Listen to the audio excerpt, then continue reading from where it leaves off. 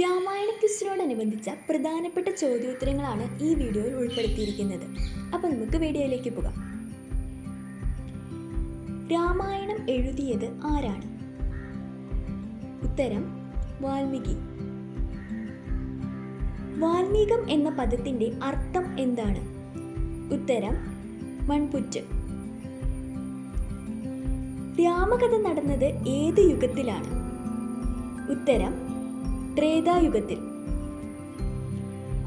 രാമായണ കഥ ഒരു ആഖ്യാനമാണ്.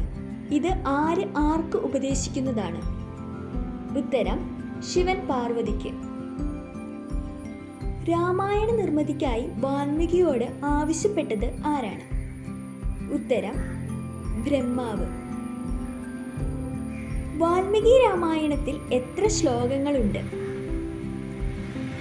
ഉത്തരം 24,000.